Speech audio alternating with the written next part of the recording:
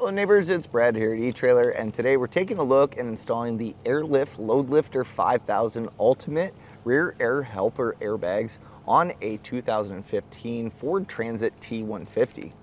So we're going to take this out on our test course, and this is set up for an electrician to use, so it's got all the equipment in the back, so already the jounce bumpers are pretty well resting on the axle, and that's going to make for that suspension to not be able to move very well. And we just installed a hitch and brake controller, so they're planning on putting a trailer on suspension that's already kind of maxed out. So I'll be interested to see the difference that the airbags make. So let's hit some of these bumps and see how it rides.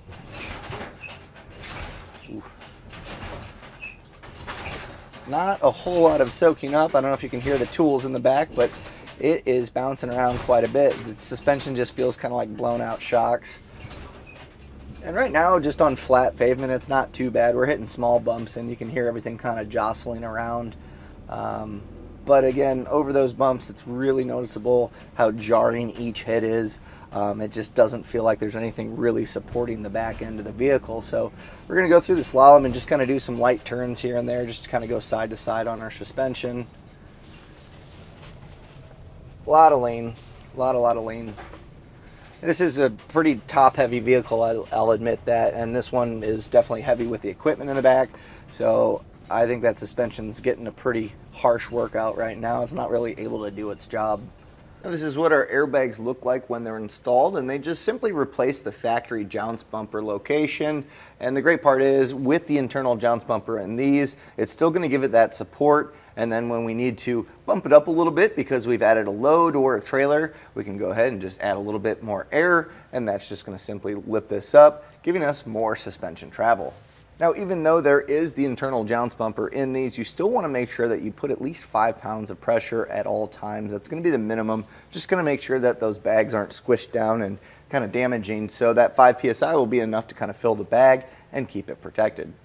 Now, the double convoluted bag style is really heavy duty and something that you see in semi trucks, and this one in particular has a 5,000 pound capacity, and that's not to say that it's going to give you 5,000 pounds more of carrying weight, but this is going to support up to 5,000, so it's really going to give your suspension a fighting chance and kind of get some of that suspension travel that might have been taken away by being loaded down. And the great part, as far as installation goes, you're simply going to take out the jounce bumpers, and we have our brackets that are going to bolt into that factory spot, and then this just goes around our strike plate and tightens down. So the great part is there's no drilling required to get this mounted up. It goes into the factory spot, and honestly, this is probably one of the easier airbag installs that I've done on vehicles. It's nice and open, and also there's some really nice features. You have a P-clamp that you can run your airline through, and just overall, things go together really well on this kit. You know, taking it back out on the test course with the bags filled up, is you should notice a big difference, but something that you want to pay attention to is we put a reference mark with painter's tape to show you where that shock was originally sitting before, and the bags already gave us about 1.5 inches of extra travel, and we're going to see how the shocks react when hitting bumps. Now, previously out on the test course, when we hit those bumps, it just felt like the rear end was real sloppy, nothing really supporting it. And as I'm hitting bumps now, it is truly night and day difference. It just feels like the van is totally capable of the weight that's loaded up.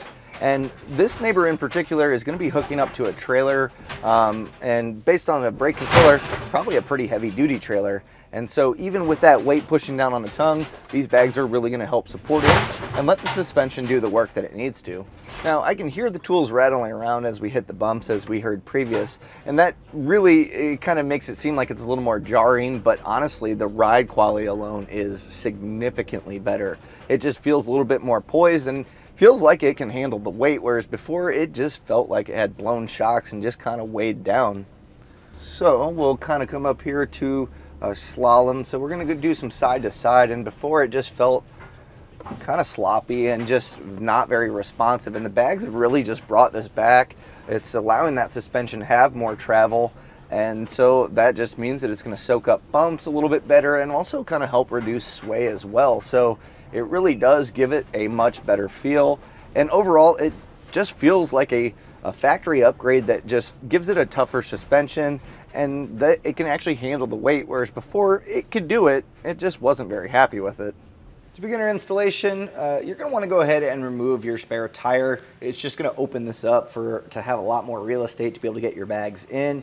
We're also, since we're on a lift, we're using a trans jack here, but we're going to need that rear suspension to be unsprung. So if you're doing this in your garage or in your driveway, go ahead and you're going to want a floor jack to raise up either on the hitch or on part of the frame, something that's secure in the rear. Now make sure you obviously chalk the front tires as it's going to want to roll forward. So we'll go ahead, get this raised up because we're going to go ahead and get our factory jounce bumpers out.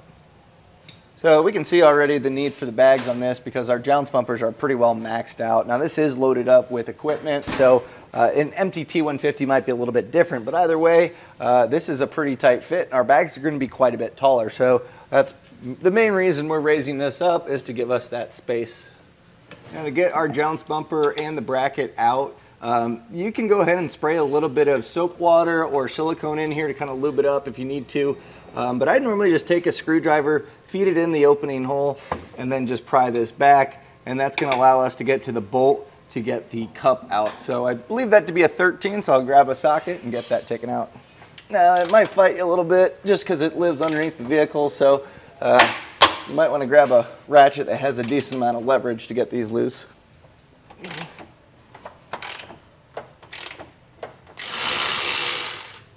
Now once you get this unbolted, we'll go ahead and repeat on the other side. So now we're going to grab our frame bracket and we're going to put our carriage bolts here in the slot. Now they are both identical here, so you're just going to have this portion going up on the frame side, so just make sure you have that laid out. And where we took our jounce bumpers off, we're going to have our hex head screw here. This is going to go up into the frame rail, so just make sure you have these in place. So here on our driver's side, we'll go ahead and the flange is going to be on the inside of the frame rail. That's the main thing we're looking to do. So we'll get this in place, and then I'm going to just start this hand threaded, and then I'm going to come back with a hex and get this torqued down properly. So we are going to need to get a bit that has the hex that we need and torque it down to the proper settings found in the instruction manual.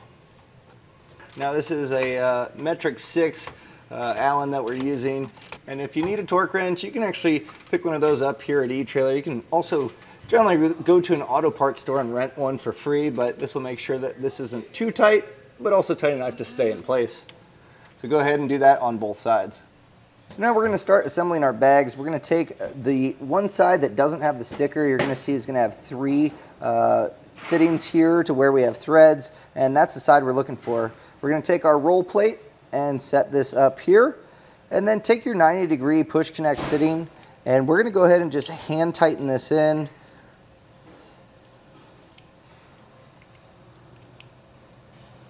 And go until you can't tighten it with your fingers anymore, and then you're going to come back with a 7/16 wrench, and you're going to do 1.5 turns. So just kind of get a reference point here. There's 1, and there's a 1/2. We'll go ahead and do the same on the other bag. So now go ahead and take your bracket. You're going to see that this is beveled here for our hex bolts to go in. So we're just going to go ahead and I'm going to hand tighten these in for now. And then we're going to come back with our 7/32 hex, and we're going to get that torque down to the torque settings found in the instruction manual, and then repeat on the other side. Now we'll grab our lower brackets, and these are also going to be the same for each side. You'll pass your long carriage bolts through, and then pay attention to the way that your bag is laid out, because we have our air fitting over here. We want our carriage bolts to be on the other side of that, so it's going to sit like this. So we'll flip this over. We'll grab our roll plate here, and this is going to go just kind of how the other one went. You'll see that there's no fitting here, but there's a circle on the sticker, so you know which way it's orientated. And then knowing where our air fitting is, we'll just go ahead and again make sure that our carriage bolts are on the other side of that. And then as far as our hardware, we're going to have 2 bolts per bag. It's going to be just a split washer and a flat washer. So I'm going to get these hand tightened in for now. And then we'll go ahead and repeat on the other side.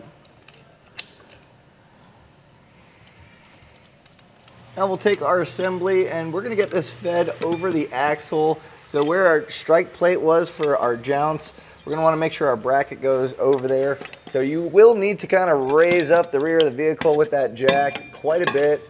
The bag will also kind of squeeze down a little bit. Main thing, get your carriage bolts passed over in a safe manner. You can see there's a hard line here. On the other side, there's some electrical connections. So at this point, it's kind of bound up. I'm just going to kind of squeeze the bag, make sure that my fitting gets on the other side. And we're going to try to align our carriage bolts in there. The top carriage bolts are kind of, you can push those up out of the way if you need to. But make sure you get your bracket kind of lined up here. You can see our carriage bolt kind of popped out there, no big deal. We can go ahead and get this aligned.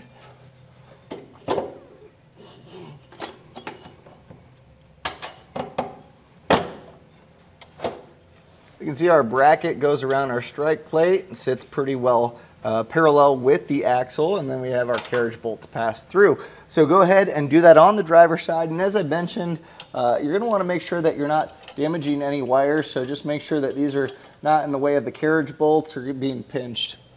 Now on the rear carriage bolts, we're going to be putting a P-clamp here, and this is going to allow our airline to kind of clamp in here and prevent any damage. So we'll just kind of slide this up, making sure that this opening is on the upside and kind of on the outside of our bracket. And you can put just a small bend here if you need to get this started, but we'll put a flat washer and then a nylon lock nut here. And we're going to leave this loose for now. We don't want to tighten this down because we'll need to feed our airline through, but just to kind of hold this in place. We can do this on both sides. On our other side where we don't have that P-clamp, we're just going to go ahead and get our flat washer and then our nylon nut started as well.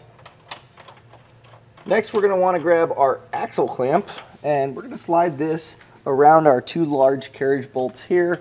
Now, make sure, again, that we don't have any clearance issues with our hard lines or ABS lines. If you need to, you may have to move them. We don't want this rubbing, so clearance is obviously a big thing here. Now, your hard lines, you got to be careful. You don't want to like pinch them by any means, but if you need to, you can slightly move them out of the way by just putting a little bit of pressure, just enough to give us clearance. And our axle strap will just slide over the large carriage bolts. And then we're going to go ahead and get a flat washer and then a nylon nut on each side. And then we'll repeat the same steps on the other side of the vehicle.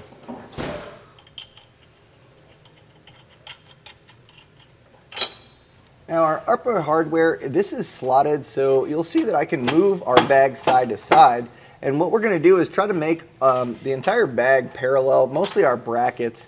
You can kind of look at where the leaf springs are and try to get this to where it's nice and squared up. A good way to kind of check that is you can see our strike plate and the head of our bolts. As long as they're kind of hand tightened in the same spot, we're going to make sure that this is nice and parallel. So once we're happy with that, I'm going to tighten it down with a 9/16 socket.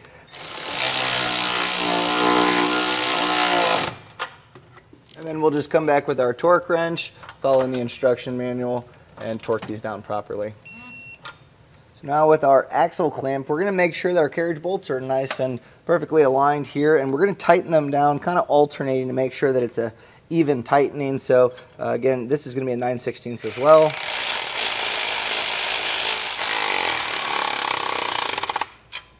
And once we're happy with those, we'll go ahead and get those torqued down properly as well.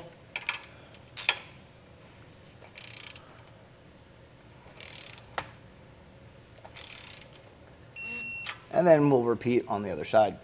Now we're going to go back and kind of adjust our bottom two to where our bag is sitting pretty well squared up. And then when we're happy with that, we can take a 9/16 wrench and tighten this down. Now there is a torque setting, and really the main way to get to this is using a crow's foot if you can. Now it may be difficult even with that, so if that's the case, just do your best to get it right around the torque setting that they found in the instruction manual, just kind of by hand, based on how we tighten the other ones. Now that everything's bolted up properly, we can go ahead and lower down our jack, and it can start to sit on those bags.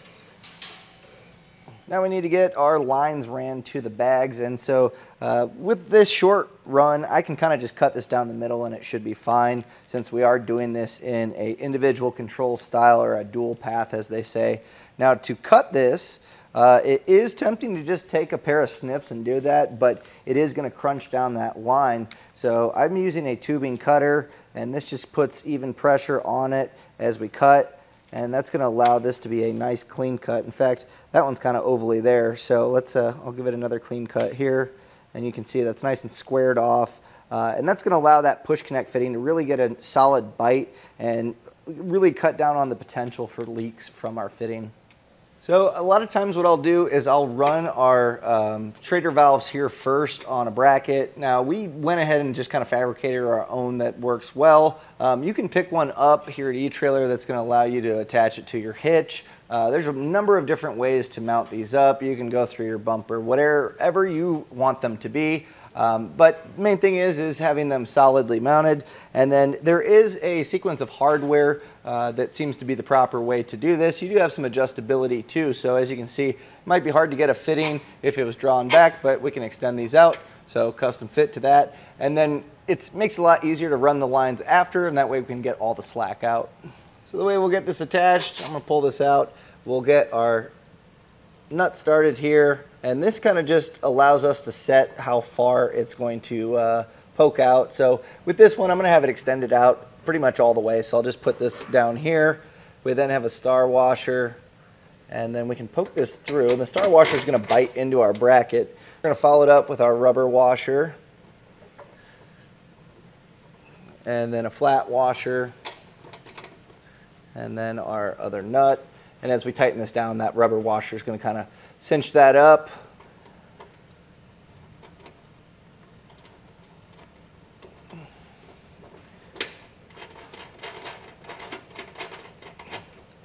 So I'll get this tightened down, and then I'll repeat on the other side. And to get this tightened down, you can just take a 13mm socket, and you don't have to get crazy here. With the star washer and the rubber, it's going to bite down and be nice and solid. And once you're happy with that, the finishing touch, we're going to go ahead and get air in our bags, but you do have caps here, and that's just going to keep your Schrader valves nice and clean. So go ahead and get yours mounted in, and then I'm going to show you how I routed my air lines and how to hook them up to your bags. So our driver's side, I just kind of routed this up over our hitch following, we had some wire here for our 7-pull. You can see I just zip tied this up, and then you feed it through the P-clamp here, and that's just kind of keep the line from getting damaged. And then you're going to probably have a little bit of extra, so figure out where it needs to go into that push connect fitting, and then you're going to want to make a nice clean cut. Now when pushing your line into the push connect fitting, you should be able to feel it seat down. And the main thing is push as hard as you can to where it seats, and then try to tug on it, and it shouldn't come out. And then we'll go ahead and get our other side routed up as well. Now for our passenger side, I kind of just followed our hitch again and then passed it up over the hitch, and then zip tied it up here. Main thing, we want to make sure this doesn't make contact with the exhaust. Now that's something I'll point out here is there is a heat sleeve that goes over our line, and that's, you're going to want to put that closest to where it might be close to the exhaust, that way it doesn't melt.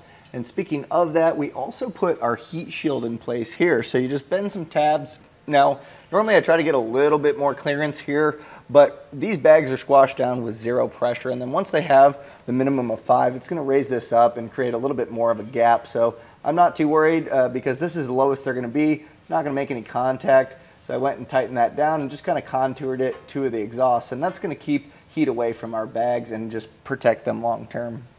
So to check for leaks, we're going to go ahead and just fill this up. I'm just going to put about 30 or 40 psi in here.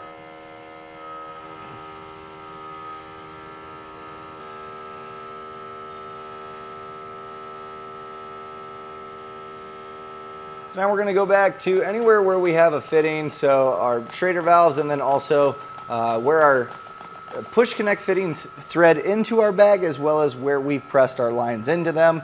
And what we're going to do is spray it with just a soapy water solution, and what we're looking for is large bubbles to form, and generally that's going to be a sign of an air leak. And if that's the case, normally on our push connect fittings, you're going to want to just let out the air in the bag first, and then push the collar back on it, and you're going to want to recut that connection and try again until it's all seated up properly. Now once we're sure we have no leaks, we're ready to fill up our bags to exactly where we want, and then we can start using them and hit the road. And that was a look and installation of the Airlift LoadLifter 5000 Ultimate Rear Air Helper bags on a 2015 Ford Transit T150.